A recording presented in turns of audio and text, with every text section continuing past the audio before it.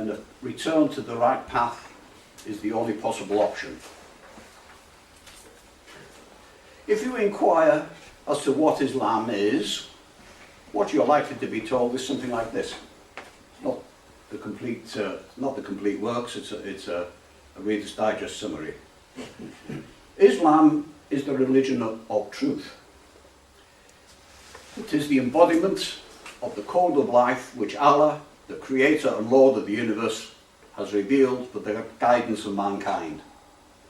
The whole universe was created by Allah, who is the Lord and the sovereign of the universe, which He alone sustains.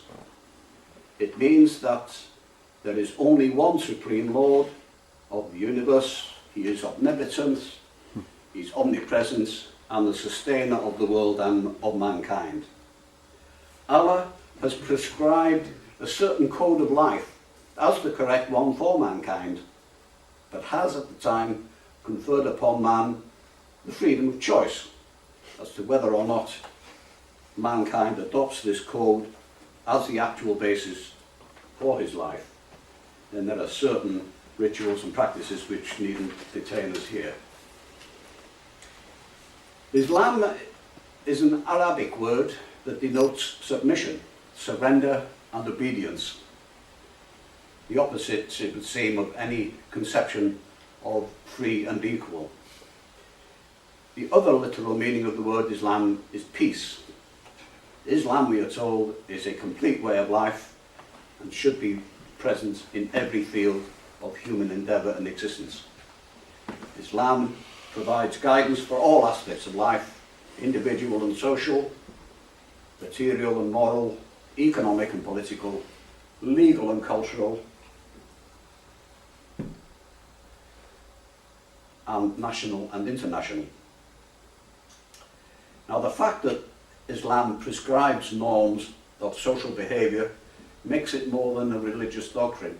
It also has political implications. Because, according to Islam, human beings are imperfect, they cannot be trusted to arrange their own affairs, but must always be guided by the Quran in everything. To ensure that this is so requires a Muslim state, one ruled by those true to the teachings of Allah. Now, it's doubtful whether such a state has ever actually existed, but this is political stuff by anybody's imagination. Islam, the religion, is in danger of becoming Islamism, the political ideology. Now, there's a very serious flaw in this Islamist project. For the Islamist, Islamic society exists only through politics, but the political institutions function only as a result of the virtue of those who run them. A virtue that can become widespread only if the society is Islamic beforehand. So here we have a very serious chicken and egg situation. To put it another way, no Islamic state without virtuous Muslims, but no virtuous Muslims without an Islamic state. What might such a state be like? Let's consider briefly the structure of such a state.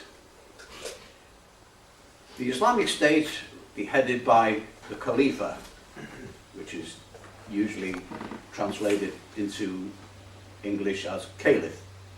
It's an Arabic word literally meaning one who has replaced someone who has left or died.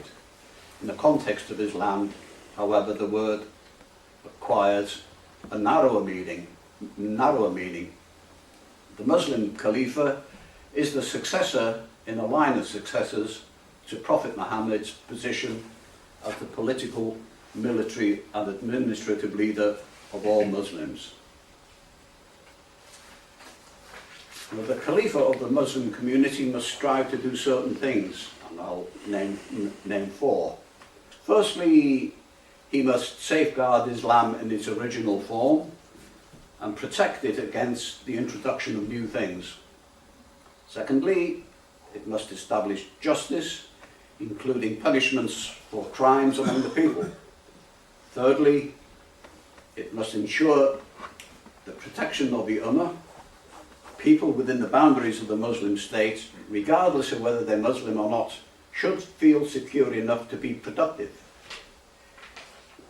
And fourthly, the Caliph should protect the physical boundaries of the state through the use of arms and other methods. The Khalifa must be Muslim. He must be a man, so there's female members of the audience out. He must be knowledgeable in Islam. He must be just, have good morals, be trustworthy.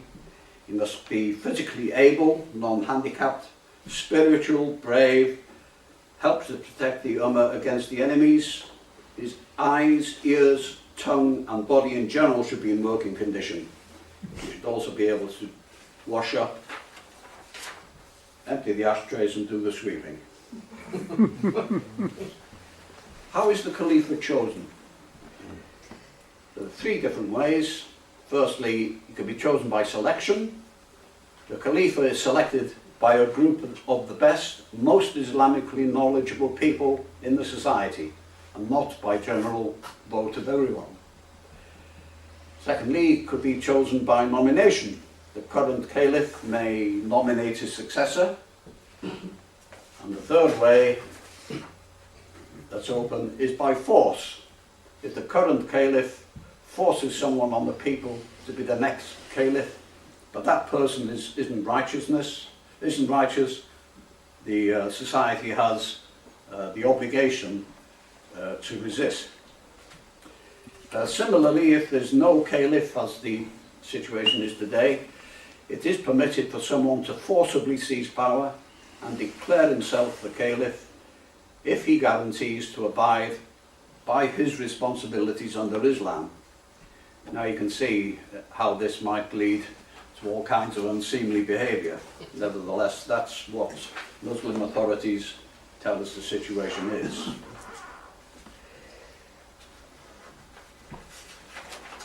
As I say, there is a possibility of removing an illegitimate caliph or one who isn't fully Muslim. But beforehand, if the society believes this is the case, there are circumstances for his removal, but before anything's done, he should be warned quietly before taking any physical action against him. It's probably the Islamic equivalent of men in grey suits. Now, there are four basic types of Muslim state, or states that are nominally Muslim, but none meets the Islamicist ideal which I've just outlined. First, there are the Islamic states that are fundamentalist.